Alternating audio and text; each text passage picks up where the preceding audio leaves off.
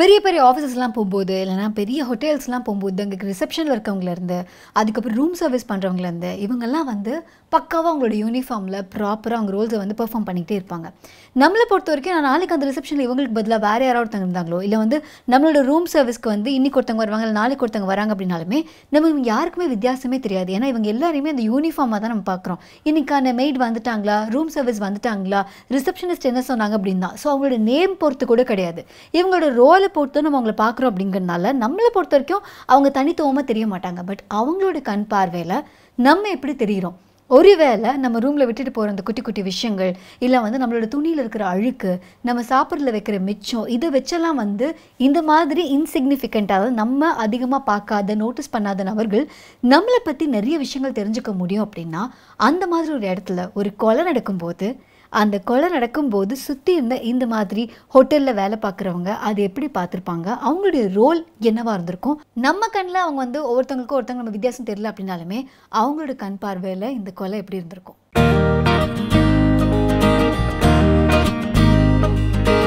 ஒரு பெரிய ஹோட்டல் ஒன்று இருக்குது. அந்த ஹோட்டலில் வந்து மாலி அப்படின்னு சொல்லி ஒரு மெய்டு வந்து வேலை செய்கிறாங்க.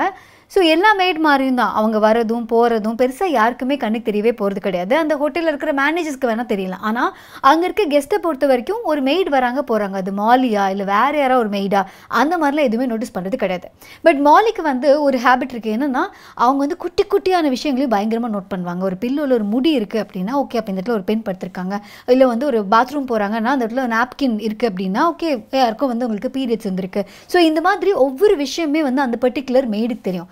அந்த மாதிரியான ஒரு மெய்ட். ஆனால் வந்து எப்படின்னா அவங்களுக்கு வந்து ஹியூமன் இமோஷன்ஸ்லாம் பெட்டராக கிடையாது. ப்ராபப்ளி அவங்களோட சின்ன வயசில் நடந்த ட்ராமா இல்லை வந்து அவங்களுக்கு ஜென்ரலாகவே வந்து ஒரு சில விஷயங்கள் தெரியல அப்படிங்கிறதுனால இந்த மாதிரியான ஒரு மெய்ட் வந்து திடீர்னு ஒரு நாள் ஆஃபீஸ்க்கு வராங்க. எப்பவும் போல் இருக்குது, ஒரு கோட் புதுசாக வந்து தொங்குதுங்க, அவங்க ட்ரெஸ்ஸை வந்து அயன் பண்ணி தொங்குது, அந்த ட்ரெஸ்ஸை எடுத்து மாட்டுறாங்க. ஆஸ் யூஷுவல் வந்து பாத்ரூம் க்ளீன் பண்ணுறதுக்கு, ரூம் க்ளீன் பண்ணுறதுக்கு எல்லாத்தையும் எடுத்துகிட்டு அவங்க போகிறாங்க. ஒரு பயங்கரமான ஒரு மில்லியனர் ஒருத்தர் அவங்களுடைய ஹோட்டலில் வந்து கெஸ்ட்டாக இருக்காங்க. டபக்குன்னு இவங்க போய் பார்க்குறாங்க. அவங்க தொட்டு பார்த்தா டெம்பரேச்சரே தெரியல. அதாவது தொட்டு பார்த்தா ஒரு ஒரு ஒரு ஃபர்னிச்சரை தொடுறதுக்கும் அவரை தொடுறதுக்கும் ஒரு வித்தியாசமே தெரியல. அப்போ தான் என்னென்னு பார்த்தா அவர் வந்து இறந்துருக்காரு அப்படின்னு தெரிய வருது. ஸோ இவங்க தான் ஃபர்ஸ்ட் விட்னஸ். அப்படிங்கிறதுனால இந்த கொலை பண்ணது யார் அப்படிங்கிறத கண்டுபிடிக்கிறதுக்கு உங்களுக்கு மெயின் ரோல் வந்து ப்ளே பண்ணுறாங்க. பட் மோலியோட கேரக்டர் என்ன அப்படின்னா, யாரோ ஒருத்தவங்க ஒன்று சொல்கிறாங்க அப்படின்னா லிட்ரலி அவங்க என்ன சொல்கிறாங்களோ அதை அப்படியே எடுத்துப்பாங்க. இதுக்கு ஒரு சில எக்ஸாம்பிள் சொல்லுவாங்க. என்னன்னா, இந்த இடத்துல ஒரு கொலை நடந்திருக்கு அப்படிங்கும்போது அதுக்கு எல்லோ டேப்ஸ்லாம் ஒட்டியிருப்பாங்கல்ல, எதுக்கு யாரும் உள்ளே போய் தடயத்தை எதுவும் டிஸ்டர்ப் பண்ணிடக்கூடாது, ஃபிங்கர் பிரிண்ட்டோ இல்லை வந்து ஏதாவது விஷயங்கள் நகர்ந்துருக்கோ, ஏதாவது ஒரு க்ளூ கிடைக்கலாம், யாருமே தொற்றக்கூடாதுங்கிறதுக்காக. பட் நம்ம மாலி வந்து ஒரு கிளென்லினஸ் ஃப்ரீக் அப்படிங்கிறதுனால கீழே போய் மேனேஜர்கிட்ட போய் சொல்லுவாங்க, இந்த மாதிரி எங்கே பாரு நான் எப்போ போய் க்ளீன் பண்ணுறதுன்னு. அவர் சொல்வார், இங்கே பாரு இதுக்கு வந்து எல்லோ டேப்லாம் போட்டிருக்காங்க, நீ அங்கே போயிடாது அப்படின்ட்டு. ஓகே, அவங்க எப்போ எடுப்பாங்க, நான் எப்போ போய் க்ளீன் பண்ணுறேன் அப்படின்னு கேட்பாங்க. ஸோ அப்போ வந்து அவர் சொல்வார், நீ க்ளீன் பண்ணக்கூடாதுங்கிறதுக்காக தான் அவங்க அதை போட்டிருக்காங்க அப்படிம்பாங்க. அதே மாதிரி உங்களுக்கு ஒருத்தர் மேலே ஒரு க்ரஷ் இருக்கும், அவங்களோட வந்து லஞ்சுக்கு அந்த மாதிரி போயிருப்பாங்க. அப்போ வந்து அவர் வந்து சொல்வார், இந்த மொமெண்ட் வந்து செம்மையாக இருக்குது, இப்போ உனக்கு கிஸ் பண்ணால் சூப்பராக இருக்கும் அப்படின்னே இவங்க வாய்க்குள்ள ஏதோ சாப்பிட்டு இருப்பாங்க. இவங்க சொல்லுவாங்க, நான் சாப்பிட்டு முடிச்சுக்கிறேன், அதுக்கப்புறமா கிஸ் பண்ணுறியா அப்படிங்கிற மாதிரி அவங்க வந்து கேட்பாங்க. ஸோ அந்தளவுக்கு ஒரு இக்னரண்டான ஒரு ஆளாக தான் வந்து அவங்களுக்கு காமிச்சிருப்பாங்க. இதையும் தாண்டி அவங்களுக்கு ஒரு ஹியூமன் இமோஷனை ரீட் பண்ணுறது ரொம்ப டிஃபிகல்ட்டாக இருக்கும். ஸோ அவங்களோட வீட்டில் அம்மா கிடையாது, அவங்களும் அவங்க பாட்டி மட்டும் இருப்பாங்க. அவங்க 2 பேரும் சேர்ந்து டெய்லியும் வந்து ஒரு சீரியல் பார்ப்பாங்க. அந்த சீரியலில் அந்த கேரக்டர்ஸ் ஏதோ ஒன்று பண்ணும்போது இவங்களுக்கு புரியவே புரியாதேமா, இவன் ஒன்று சொன்னாலும் செய்யறது வேறு அப்படிங்கிற மாதிரி அவங்க கேட்பாங்க. அப்போ அவங்க பாட்டி வந்து ஒவ்வொரு தடவையும் சொல்லுவாங்க, இங்கே பாரு இவங்க சொன்னாலும் இந்த ஸ்மைலுக்கு இதுதான் அர்த்தம், இது வந்து உன்னை பார்த்து எகத்தாளமாக பார்க்குறாங்கன்னு அர்த்தம், இது ஒன்று நம்பலன்னு அர்த்தம், இது வந்து உன்னை பார்த்து காமெடியாக சிரிக்கிறாங்கன்னு அர்த்தம் அப்படிங்கிற மாதிரி ஒவ்வொரு ஸ்மைலுக்கு உண்டான வித்தியாசத்தையெல்லாம் வந்து அவங்களுக்கு இந்த பொண்ணுக்கு வந்து சொல்லி கொடுத்துட்டே இருப்பாங்க. ஸோ இந்த அளவுக்கு இமோஷன்ஸை ரீட் பண்ண முடியாத ஒரு பெண்ணால், யாரையுமே ஜட்ஜ் பண்ண முடியாத ஒரு பெண்ணால் டபக்குன்னு ஒரு ரூமில் ஒரு பாடியை பார்க்குறாங்க. இந்த கொலையை யார் பண்ணியிருப்பாங்க அப்படிங்கிறதுக்கான விடை அவங்களுக்கு தெரியுமா? சம்வேர் அலாங் த ஸ்டோரி என்ன ஆகும் அப்படின்னா, இவங்க தான் அந்த கொலையை பண்ணியிருக்காங்க அப்படிங்கிற மாதிரியான ஒரு நிலைமை வந்துடும். ஸோ இவங்களுக்காக ஒரு டிடெக்டிவ் இருப்பாங்க. அந்த டிடெக்டிவ் வந்து இவங்களை கூப்பிட்டு போவாங்க, இவங்ககிட்ட கேள்வி கேட்பாங்க. பட் இவங்க சொல்கிற பதிலெலாம் பார்த்தா அப்படி பார்த்தா எகத்தாளமாக இருக்கும். இப்போ சிட்டி த ரோபோவில் வந்து சொல்லுவாங்கல்ல, அந்த ரோபோ இந்த டிவியை போடுன்னா டிவி எடுத்து போடுவார்ல. ஸோ அந்த மாதிரியான ஒரு பிஹேவியர் தான் வந்து மாலிக்கு இருக்கும். ஸோ அதனால அந்த ஸ்டார்க்கும் என்ன சொல்லுவாங்கன்னா, ப்ராபப்ளி இவங்க எதையோ மறைக்கிறதுக்காக இப்படி வந்து பெர்ஃபார்ம் பண்ணுறாங்க அப்படிங்கிற மாதிரிலாம் வந்து ஒரு பக்கமாக வந்து கதை நகரும். பட் இவங்களை ஹெல்ப் பண்ணக்கூடிய ஒரு சில நபர்கள்லாம் இருப்பாங்க. அவங்க இவங்களுக்கு ஹெல்ப் பண்ணலாம் நினச்சா கூட இவங்களுக்கு அது புரியவே புரியாது. இன்னொன்று ஒரு சில சென்டென்சஸ், அதாவது நம்ம ஆறுதல் சொல்லலாம், பரவாயில்ல அந்த மாதிரிலாம் சொல்லுவோம் இல்லையா, அந்த மாதிரி விஷயமே வந்து இந்த கேரக்டருக்கு புரியாது. ஏன்னா இந்த புக்கில் வந்து இந்த மர்டர் மிஸ்ட்ரி அவங்க சால்வ் பண்ணுறதுக்கு மாலி மூலமாக நிறைய நமக்கு வந்து ஏதாவது ரூல்ஸ், அதாவது ஏதாவது டிட்பிட்ஸ்லாம் கிடைக்கலாம். ஆனால் மாலியோட கேரக்டரே வந்து நமக்கு அது ஒரு பிரச்சனையாக போய் நிற்கும். ஏன்னா இதில் வந்து ஒரு கேரக்டர் வந்து சொல்லுவோம், மாலி கிட்ட பேசிகிட்டு இருக்கும்போது மாலி சொல்லுவாங்க, இல்லைங்க எனக்கு எங்கள் அம்மா பாட்டி அவங்க எல்லாருமே இறந்துட்டாங்க அப்படின்னு சொல்கிறேன்னே அந்த கேரக்டர் சொல்லுவாங்க சாரி அப்படின்னு சொல்லுவாங்க.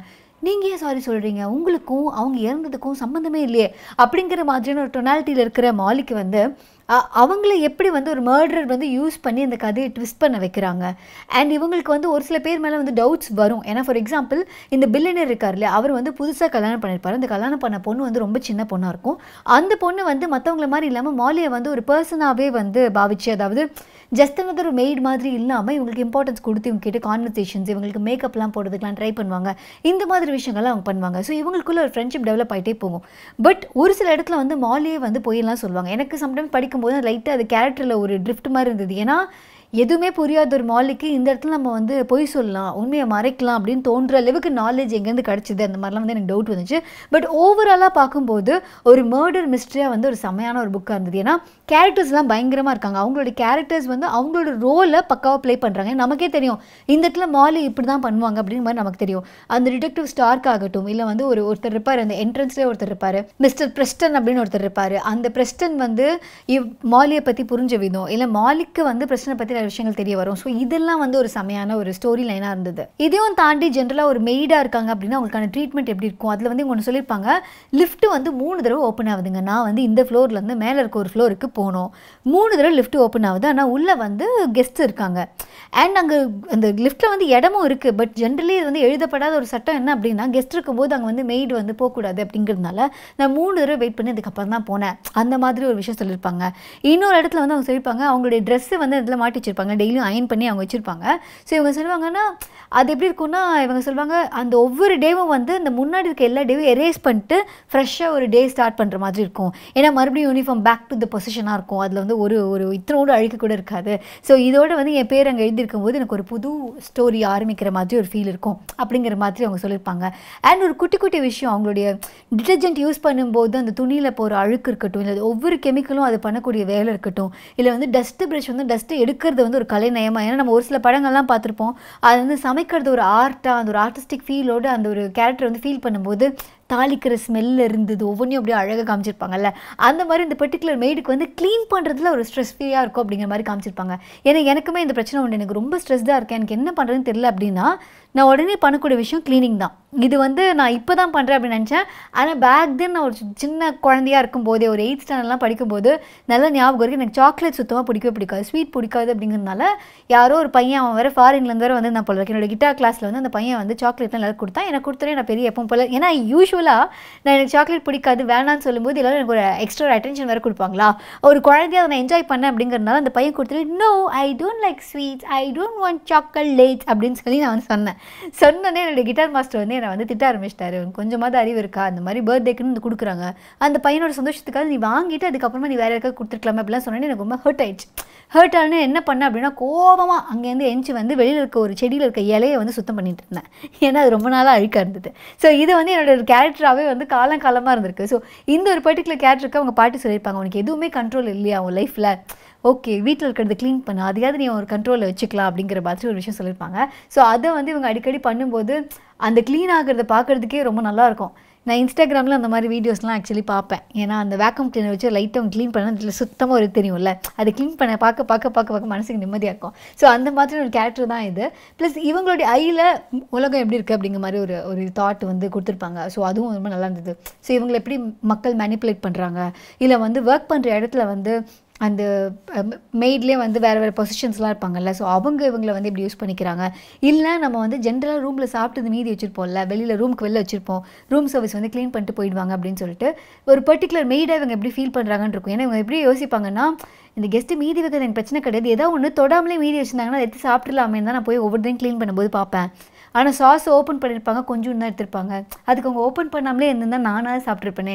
அந்த மாதிரியான ஒரு சில இடம்லாம் வரும்போது இந்த இடத்துல நம்ம இதை பார்க்கவே இல்லை அப்படிங்கிற மாதிரி ஒரு பெர்ஸ்பெக்டிவ் இருந்தது. பட் இந்த புக்கை நான் வாங்கினதுக்கப்புறம் பின்னாடி நான் பார்க்கும்போது I am your maid, I know about your secrets your dirty laundry அப்படின்னு பார்க்கும்போதே ஆமாம் இல்லை, நமக்கே தெரியாமல் ப்ராபப்ளி இந்த மாதிரி ரோல்ஸ் இருக்கவங்க நம்மளை போய் தெரிஞ்சுக்கிறதுக்கு நம்ம நிறைய க்ளூஸ் கொடுப்போம், நிறைய விஷயங்கள் வந்து ஓப்பனாக விட்டுட்டு போயிடுவோம்ல. ஸோ அதை அவங்க தெரிஞ்சுக்கிட்டாங்க அப்படின்னா அது எப்படி இருக்கும் அப்படிங்கிற மாதிரி பயங்கரமான ஒரு மைண்ட் ப்ளோயிங் விஷயமா வந்து நான் இதை பார்த்தேன். ஸோ இந்த புக் வந்து ஒரு த்ரில்லர் தான் இது. ஸோ யார் வேணாலும் படிக்கலாம். அண்ட் படிக்கும்போது எனக்கு நிறைய கேள்விகள் வரல, படித்து முடிச்சதுக்கப்புறம் கேள்வி வந்துச்சு, இது எப்படியா இது ஏன் அப்படிங்கிற மாதிரி நிறைய கேள்விகள்லாம் வந்துச்சு. ஸோ உங்களுக்கு இந்த புக்கு நீங்கள் வாங்கி படிக்கணும்னு ஆசைப்பட்டீங்கன்னா ப்ராப்ளம் படிக்கலாம். ஏன்னா ஈஸியான ஒரு த்ரில்லர் ரீட் இது, எடுத்தால் வைக்க முடியாது அந்த மாதிரியான ஒரு புக் தான் இது. ஸோ இந்த புக் நீங்கள் வாங்கி படிக்கணும்னு ஆசைப்பட்டீங்கன்னா அதுக்கான லிங்க் கீழே இருக்குது. இதே மாதிரி நம்ம நிறைய த்ரில்லர்ஸ் வந்து புக் ஷோலேயே பார்த்துருக்கோம். ஸோ அந்த மாதிரி த்ரில்லர்ஸ்லாம் நீங்கள் எக்ஸ்ப்ளோர் பண்ணோம் அப்படின்னா குட்ரீட்ஸில் நிறைய ஆப்ஷன்ஸ் இருக்குது. நான் இந்த புக்லாம் படிச்சுட்டு இருக்கேன், படிக்கணும்னு ஆசைப்படுற மாதிரி அப்டேட்ஸ்லாம் கொடுத்துட்டே இருப்பேன். ஸோ அதுக்கான லிங்க்கும் கீழே இருக்குது.